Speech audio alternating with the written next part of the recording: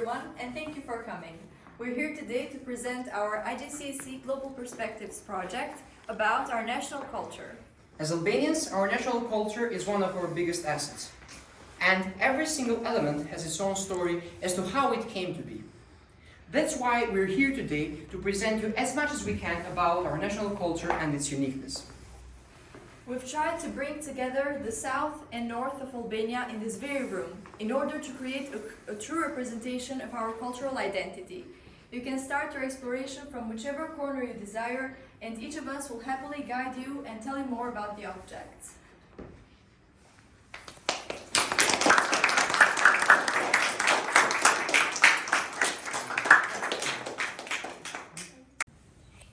Okay, so we'll start off with Qifteli, which is maybe one of the most famous instruments of Albania.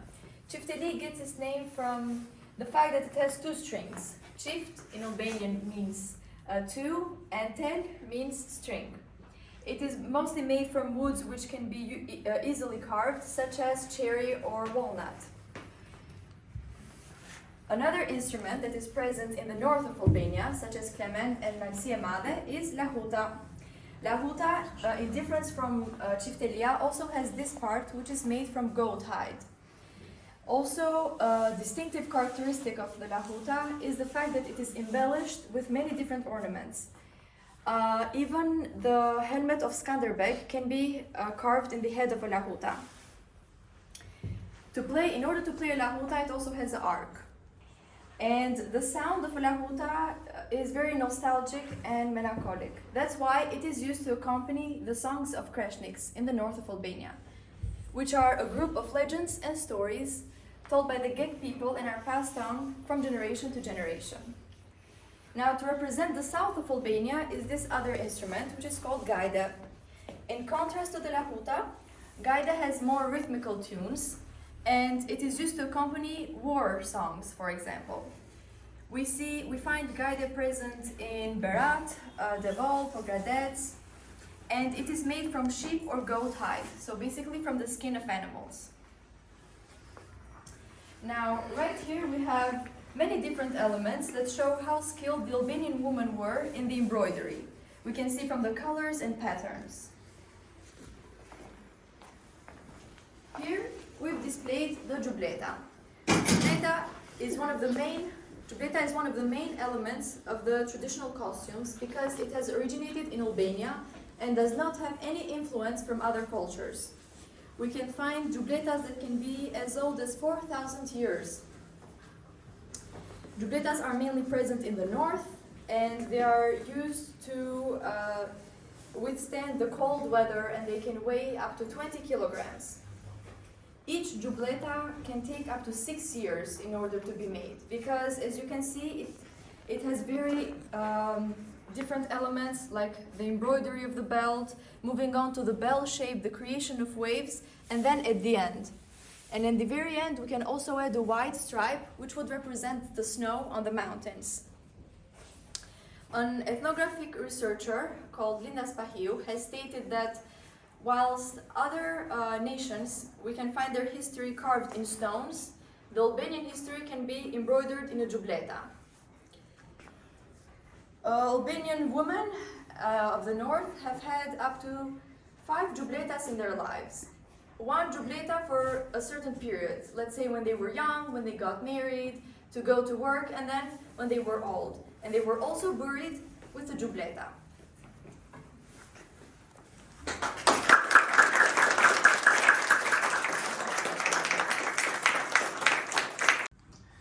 Copper is a very widespread material in the Albanian culture.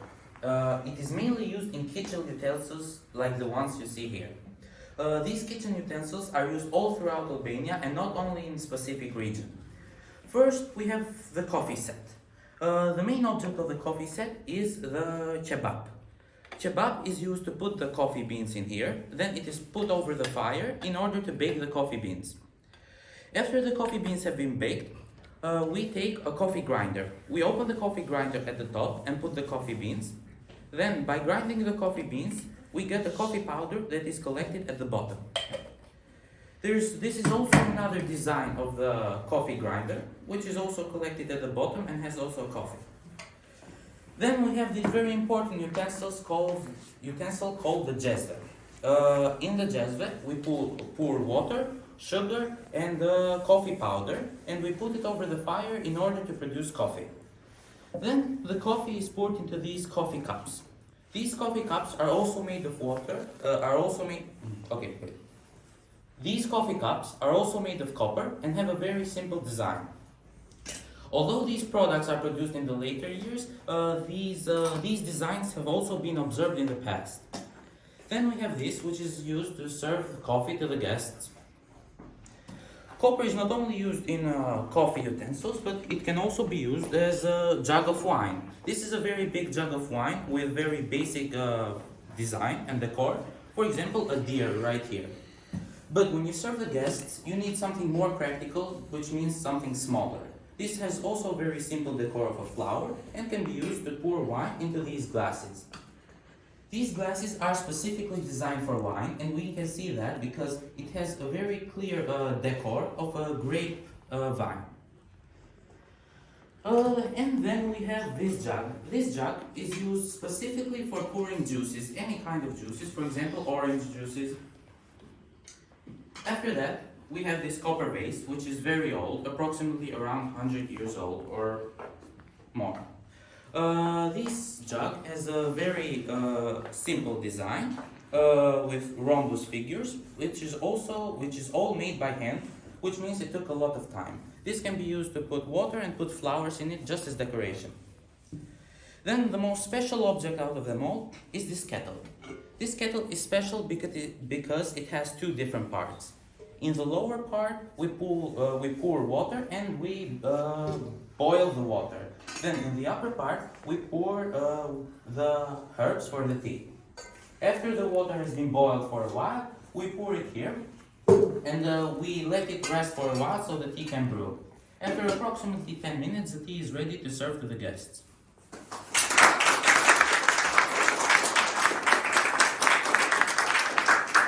Albanians have always been great artisans and always knew how to produce tools which would make their lives easier. Most of these objects originated from southeastern part of Albania and are made of wood and pieces of metal. For example, these two are made of copper. This one here is called a durajek. Durajek was used to grind nuts when preparing baklava or other kinds of dishes, and this one is about 150 years old. This item here is called dubek. Dubek is traditionally used to produce butter from yogurt, and nowadays this kind of equipment is very rare and you get difficulty to find it. People also produce this kind of sieves, which we call sit. They are made of wood and a fine metal mesh and were used to stiff flour before cooking. Apart from being great artisans, Albanians also had quite artistic point of views. And this could be shown in this container. This bottle was traditionally used to carry raki or water, and every single element was carved and colored by hand. The wonderful combination of colors and the symbols from the plants and floral life make this bottle a real artwork. Once people didn't have access to electricity, so they had to find alternative ways to light their houses, and they used this kind of equipment. This is called an oil lamp, and they use olive oil, which was burned, to produce light. There are different designs of this kind of equipment. For example, there is this other one, which is a bit older, but both of them are at least 100 years old. This equipment was used in churches to burn incense and to produce a nice smell, which quickly dispersed all over the church hall. Albanians also produced handmade napkins, which are made of wool thread. Wool thread was firstly prepared using some other items called furka. Furkas are made of wood, and all kinds of furkas have the same function, to turn wool to threads of wool. But their designs change depending on the regions where they come from. This one here, for example, is an older one, since people still knew how to carve wood, and they just bended the branches and tied them with pieces of metal. And then the wool threads would be used to produce the napkins or other pieces of traditional clothing like those here.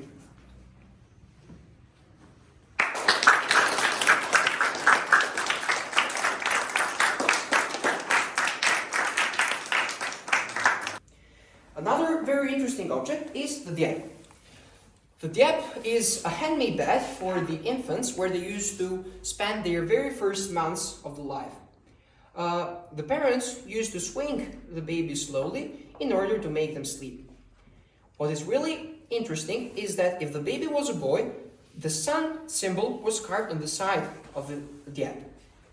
And another interesting fact is that when the parents went to work the land and to harvest their crops, they tied the diep in the tree branches in order to avoid any reptiles from reaching it. And two colorful stripes, like those shown here, were hung from the diep in order to represent snakes, and the actual snakes would think that someone else has reached the diep before them, so they wouldn't try to get it.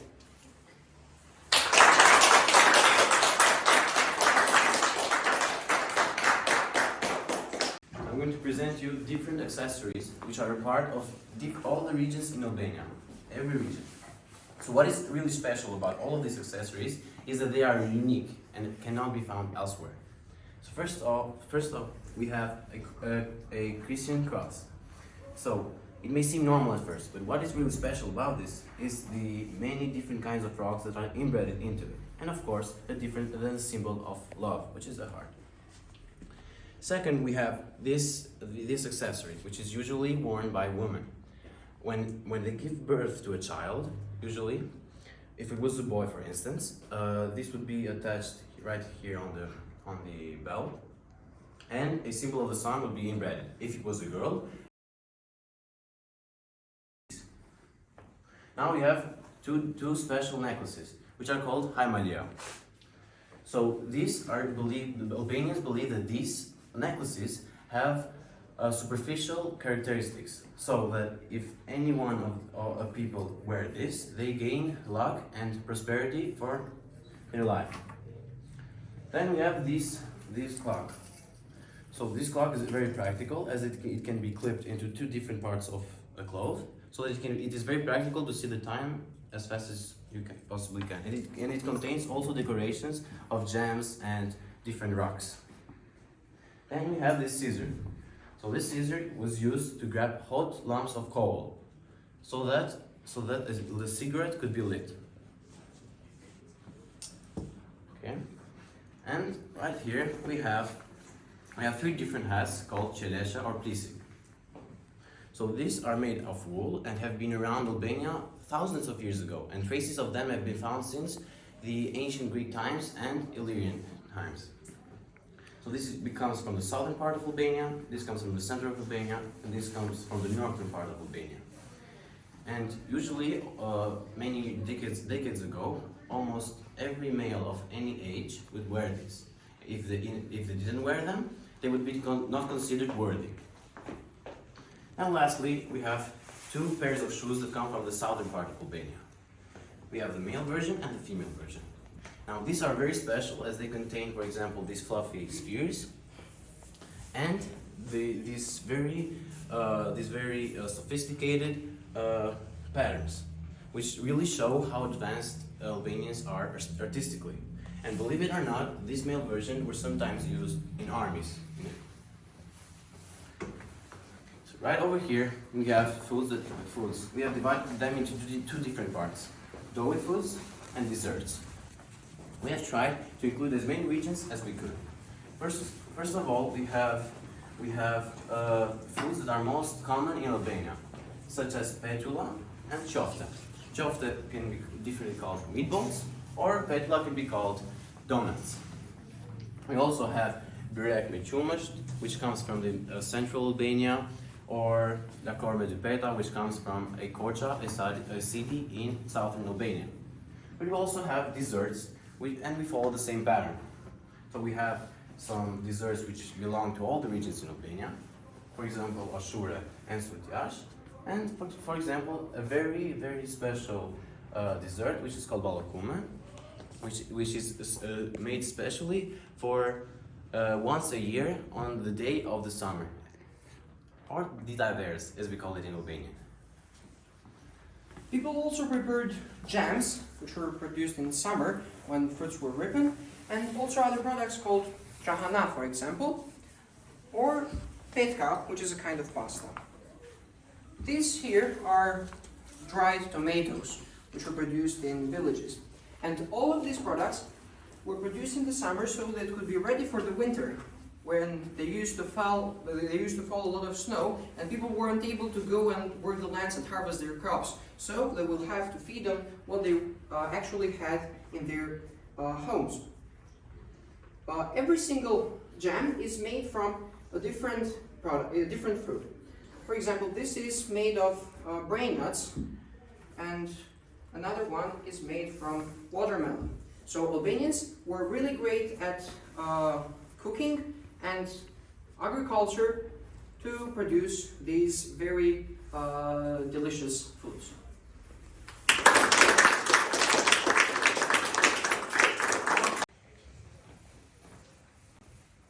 A component which we couldn't leave out of our project is the Albanian language, which, as you may know, is very unique and one of the most important elements for every one of us.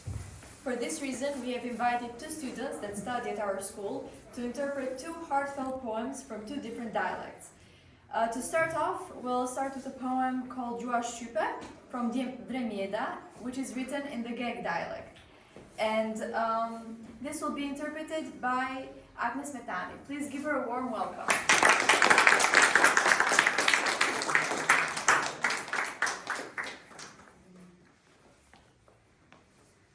Për mbi za që lëshon bylbyli, gjua shqipe më shungullon. Për mbi erë që jep zymbyli, pada zemrën më ngushtlon. Ndër kombe tjera, ndër dhena tjera, ku e shko jetën tash sa mot, veç për ty, mre zemra njera, e prej malët, derdi lot. Një këto gjuhë që jam të endje, janë të bukra me themel, por prap kjo, si djel pa hije, për mu e tana vja del. Ku mbrek cemit rrite trimi, me zbar shqipe zanin tant, e ku drinit aburimi që shpërndahet kanë dhe kanë. Geg, tosk, marsia lia, janë një kom, me u dasduron. Funde maj një Shqipnia, e një gjuhë gjithë në bashkon. Qoftë ma ku e kush qet nga trime, ndër këta vlazën shoq me shoq, kush e dan me flake shkrime, çka natyra vetë përpoq. Por me gjuhë kaq të moqme e mjera, si një bikjo që pa prind mbet, për të huajt mbajshin dhe në tjera. S'kishte kush për motër të vet. E një tokë që jetu e gzue, e ke zan tash sa 1000 vjet. Shqiptaria që mbet mblue, sot në dhe, edhe Shqip flet.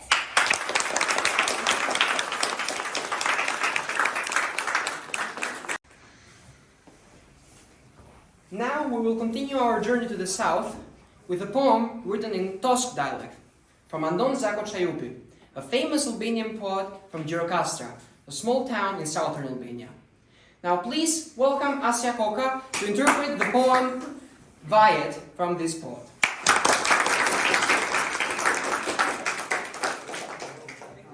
Që ditën që vdiqem, që kur s'të kam parë, lote që kam derdhur endes me janë tharë.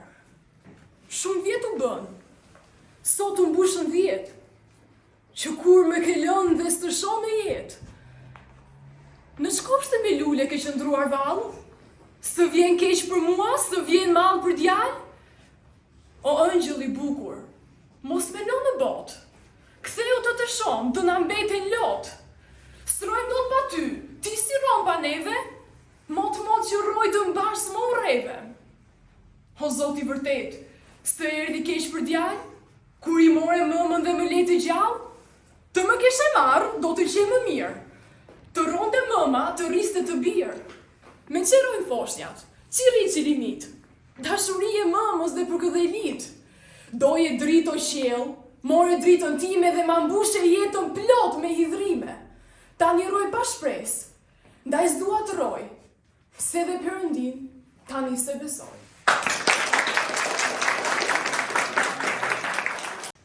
And now, to end this event on cheerful notes, we decided to perform two different traditional dances. One from the south, which is called Pogonishta, and another one to represent the north, which is called Valja Kuksit.